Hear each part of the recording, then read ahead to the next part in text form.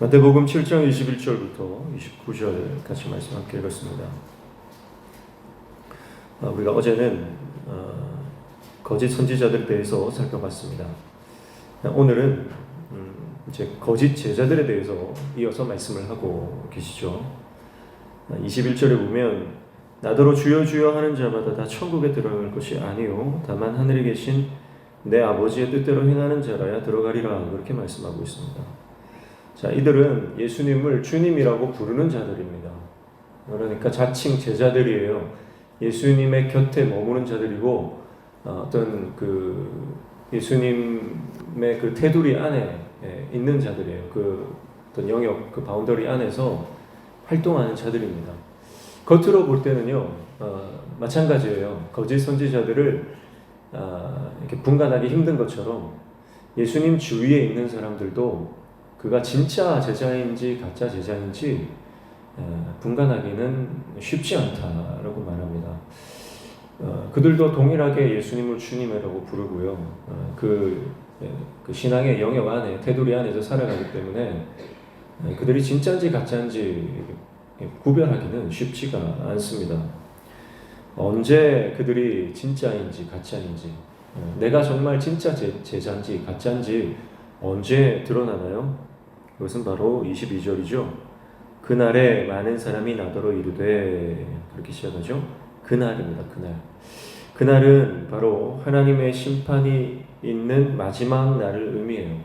이 마지막 날이 되면 하나님의 천국이 허락되는 사람도 있을 것이고 이 천국이 허락되지 않는 사람도 있을 것이다 라고 하는 이 무시무시한 말씀을 하고 있습니다.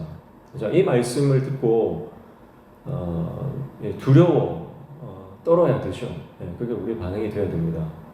그래서 주님이라고 부르기는 하는데 아버지 뜻대로 행하지 않는 자들입니다. 그런 자들에게는 하나님의 나라가 허락되지 않는다라고 예수님께서 분명하게 말씀을 하고 있습니다. 자, 그런데 더 놀라운 것은요, 이 가짜 제자들은 그들의 사역 가운데 많은 능력이 나타났다고 하는 것이죠. 22절 다시 보시면 그날에 많은 사람이 나더러 이르되 주여 주여 우리가 주의 이름으로 선지자 노릇하며 주의 이름으로 귀신을 쫓아내며 주의 이름으로 많은 권능을 행하지 아니하였나이까 하리니 라고 말합니다. 많은 사람이죠. 적은 사람이 아닙니다. 굉장히 많은 사람들이 주님의 이름으로 사역을 합니다. 목회도 하고요, 선교도 하고요, 교회에서 봉사도 합니다. 그 사역 가운데에 능력이 나타난다는 거예요. 그래서 선지자 노릇하며, 이거는 이제 말씀 사역을 했다는 거예요. 설교도 하고요, 성경 공부도 시키고요, 많이 했다는 거예요. 또 귀신을 쫓아냈다는 거죠. 그래서 악한 영들을 몰아냈다. 그리고 많은 권능을 행했다는 거죠.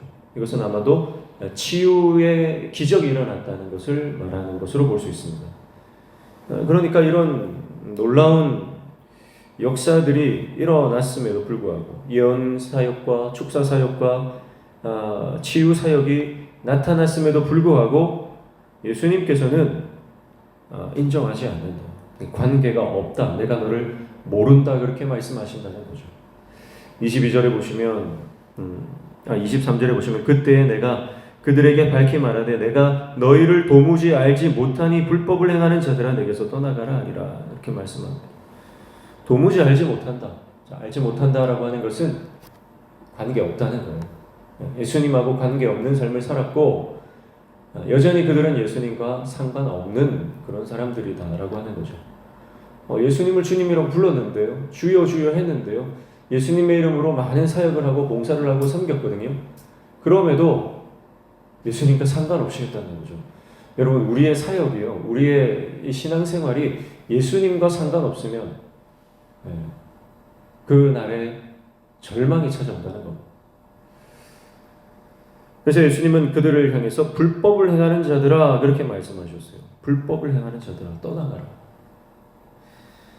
자, 불법이라고 하는 것은 그 법이 없다, 법이 없다. 무법이라고 번역하는 것이 더 옳고요. 헬라어 아노미아를 번역한 것입니다. 법이 없다는 뜻이죠. 그러니까 예수님이 없는 사람은 많아요. 그 안에 예수가 없는 거예요. 말씀이 없는 거예요. 그리고 하나님에 대해서 어떻게 생각하냐면 이들은요, 마치 하나님은 도덕적으로 중립적이거나 어떤 무관심하다. 우리 인생에 대해서 무관심하다. 그렇게 여기면서 사는 사람들이에요. 무의식 가운데 그런 생각들이 있습니다. 요한일서 3장에는 죄는 곧 불법이다 그렇게 말씀하죠. 그러니까 불법이라고 하는 것은 죄를 말하는 것입니다. 예수님을 떠난 상태, 하나님을 떠난 상태가 죄거든요. 그래서 이 불법을 행하는 자들아 떠나가라 라고 하는 것은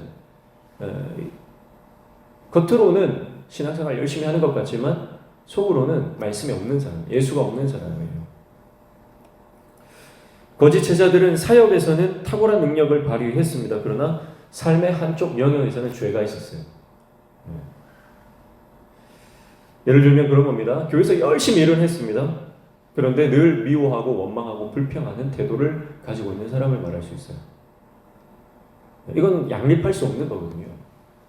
정말 내가 주님의 몸된 교회를 섬기고 전도하고 선교하고 그렇게 사역을 하는데요. 마음속에 늘 짜증과 불안과 불만과 원망들이 들어차 있다면 여러분 이것은 내가 하는 사역이 진짜가 아니라는 거예요. 근데 그거는 다른 사람들은 몰라요. 하나님만 아시죠. 자기 자신만 알고.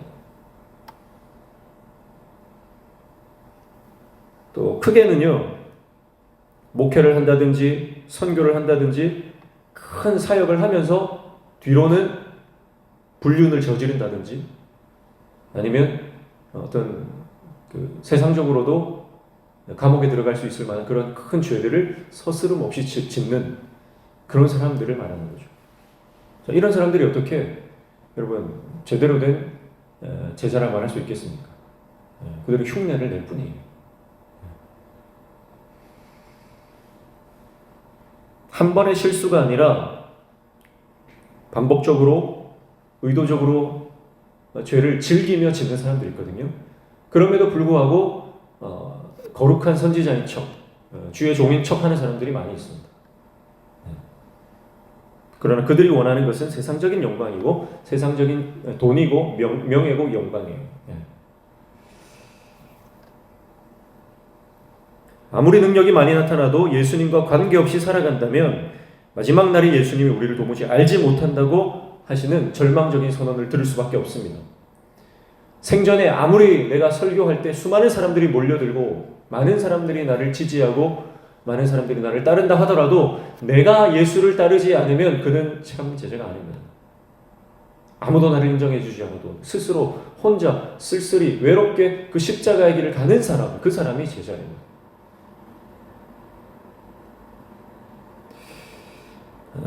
그래서 거짓 제자는 자신의 영광을 추구하지만 참 제자는 주님께서 말씀하신 명령을 순종합니다. 그래서 24절부터는 비유를 하는데 잘 아는 비유죠. 모래 위에 지은 집, 반석 위에 지은 집 비유입니다. 24절 보시면 그러므로 결론이죠. 누구든지 나의 이 말을 듣고 행하는 자는 그 집을 반석 위에 지은 지혜로운 사람 같으리니 라고 말씀하죠. 자, 그런데 그 다음에 이어지는 게 뭐예요? 25절 비가 내리고 창수가 나고 바람이 불어 그 집에 부딪히되 무너지지 아니하나니 이는 주추를 반석 위에 놓은 까닭이요. 자, 계속해서 예수님께서 말씀하시는 것은 참된 제자의 길 가운데는 고난이 있다는 거죠. 반석 위에 집을 지었어요. 순종했다는 거예요. 그는 지혜로운 자라는 겁니다. 그런데 그 다음에 이어지는 것이 비가 내리고 창수가 나고 바람이 불고 그 집에 부딪힌다는 고난이 있다. 십자가의 길이다.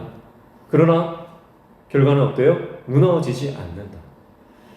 그래서 우리가 예수님 안에 거하면 고난이 없는 게 아니라 고난을 돌파할 힘을 주신다라고 하는 것입니다. 그래서 고난을 좀 피하게 해주십시오. 이 고난이 내게 오게 하지 말아 주십시오 하는 기도가 아니라 이 고난을 믿음으로 돌파할 수 있는 능력을 주십시오. 이렇게 기도하는 게 옳지. 거짓 제자들은 어떻게 되나요? 26절에 나의 이 말을 듣고 행하지 아니하는 자는 그 집을 모래 위에 지은 어리석은 사람 같으리니 비가 내리고 창수가 나고 바람이 불어 그 집에 부딪힘에 무너져 그 무너짐이 심하니라. 그렇게 말씀하고 있습니다. 예수님 밖에 있는 자들은 무너져 버린다. 그렇게 말씀하죠. 자, 오늘 이 말씀에 보면요, 집이 나오는데 그 집의 재료가 언급되지 않습니다. 그 집의 형태도 언급되지 않습니다. 그 집의 구조나 그 집의 어떠한 조건 이런 것들은 전혀 등장하지 않는 것을 볼 수가 있어요. 중요한 것은 어디에 집을 짓느냐, 기초를 어디에 두느냐라고 하는 거죠. 여러분, 우리 인생이 그렇습니다. 사람마다 능력이 다르고 재능이 다르고 은사가 다르고 모양이 다 다르죠. 그러나 그것은 중요하지 않습니다. 형태나 재료나 어떤 구조는 중요한 것 아닙니다. 내가 어디에 있느냐, 내가 누구를 붙드느냐, 내가 누구 안에 거하느냐가 중요한 거예요. 예수님 안에 있으면 반드시 승리하는 줄로 믿습니다. 예수님 안에 거하는 게 가장 중요한 거예요. 내가 잘났든 못났든, 내가 건강하든 내가 아프든, 여러분, 내가 많이 가졌든 못 가졌든 그건 중요한 게 아니에요. 집의 형태는 전혀 중요한 게 아닙니다. 주님 안에 거할 때, 주님의 말씀을 붙들고 살아갈 때 우리는 그 말씀의 영광을 보게 될 것이고 믿음으로 승리하게 될 것입니다. 내 모습, 내 능력, 내 경력 의지하지 말고, 여러분, 그런 것 의지하는 자들이 모래 위에 집을 짓는 것, 오직 예수님 의지하는 것입니다. 그게 참된 제자죠. 28절, 29절은 이제 이 말씀을 마무리하시고 이 말씀을 들은 사람들의 반응을 나타내고 있습니다. 28절 보시면 예수께서 이 말씀을 마치시면 무리들이 그의 가르치심에 놀라니. 29절 이는 그 가르치시는 것이 권위 있는 자와 같고 그들의 서기관들과 같이 아니함일러라. 이렇게 말씀합니다. 무리들이 그의 가르치심에 놀랐다라고 하는 것은 예수님의 말씀을 들었던 그 수많은 청중들, 제자들을 비롯해서 함께 모여들었던 수많은 무리들이 그 예수님의 설교를 듣고 그 가르침을 듣고 충격을 받고 압도되었다라고 하는 말입니다. 왜냐하면 지금까지 이런 설교를 들은 적이 없기 때문에 그렇습니다. 그래서 뭐라고 말씀하나요? 그 설교가 권위 있는 자와 같다. 이거는 신적 권위, 하나님께서 직접 말씀하시는 듯한, 모세가 시내산에서 하나님의 율법을 반포할 때에 백성들이 두려워 떨며 그 말씀을 받았던 그런 장면이 지금 연출되었다고 하는 거죠. 그리고 그들의 서기관들과 같지 않았다. 그들이 지금까지 들었던 종교 지도자들에게서 보고 들은 것과는 완전히 차원이 다른 신적 권위를 가진 예수님의 가르침이었다라고 하는 것을 말씀을 하고 있습니다. 자, 우리에게도 이런 반응이 필요하죠. 하나님의 말씀을 들을 때, 우리가 성경을 읽을 때나 또 설교를 들을 때나 하나님의 말씀을 우리가 접할 때에 우리의 반응도 이런 그 말씀의 권위에 압도되고 말씀에 완전히 엎드려지는 그런 반응이 필요합니다. 우리는 때때로 하나님 말씀 앞에서 강렬한 이런 도전과 충격을 받습니다. 그러나 더 중요한 것은요, 이제 이 도전 앞에서 어떻게 믿음으로 반응하느냐 하는 것입니다. 그리고 우리의 삶 가운데 어떻게 그 말씀대로 순종하며 살아가느냐라고 하는 것이 우리에게 놓여진 과제입니다. 오늘 예수님은 분명히 말씀합니다. 믿음 없이 예수님 곁에 머물 수 있다라고 말씀하십니다. 예수님을 믿지 않고, 심지어는 예수님을 믿지 않고서 교회 안에서 사역할 수도 있다, 이렇게 말씀하신 거예요. 찬양을 합니다. 그러나 기쁨 없이 찬양하는 사람도 있어요. 기도는 다 합니다. 그런데 믿음 없이 그냥 중언부언 기도하는 사람도 있다는 거예요. 열심히 사역을 합니다. 그러나 영혼을 사랑하는 마음 없이 그저 일만 하는 사람도 있다는 겁니다. 다 똑같이 예배하는 것 같습니다. 그러나 그 안에 감동과 감격 없이, 구원의 감격 없이 그저 형식적으로 습관적으로 예배하는 사람도 있다고 하는 것입니다. 여러분, 우리는 이 모든 거짓에서 빠져나와야 됩니다. 모든 가짜로부터 우리는 탈출해야 됩니다. 그리고 진짜가 되어야 됩니다. 우리의 신앙이 머리에서 가슴으로, 그리고 가슴에서 손과 발로 나타나야 됩니다. 지식으로만 머무는 신앙에서 우리는 벗어나야 하는 것입니다.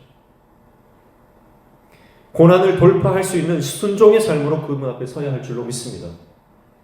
그날에 우리는 드러날 것입니다. 진짜인지 가짜인지. 그날에 주님 앞에 진짜로 서기를 소원합니다. 그리고 하나님이 인정하신, 우리 주님이 정말 인정해 주시는 그런 진짜 믿음으로 다 드러나시기를, 그래서 생명의 면류관으로, 의의 면류관으로 그 놀라운 영광의 상급을 받는 저와 여러분 되시기를 주님의 이름으로 축복합니다. 기도하겠습니다. 하나님 아버지, 가짜로 살지 않게 하여 주옵소서. 진짜로 살게 하여 주옵소서. 열심히 이 땅에서 주님의 그 것만 맴도는 인생이 되지 않게 해주시고, 주님 안에 들어가서 그 주님이 가지고 오신 천국을 이미 누리며 맛보며 그 안에서 하나님의 영광을 경험하는 인생 되게 도와 주시옵소서.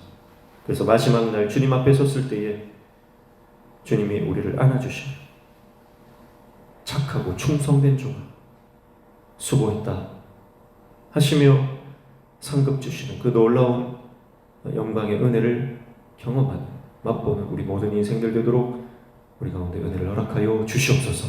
오늘도 이 아침에 주님 앞에 나와 기도하며 간구하오니 들어주시고 응답하여 주시고 우리 삶에 막혀진 문제들 열려지는 형통의 은혜를 허락하여 주시옵소서. 예수님의 이름으로 기도하옵나이다.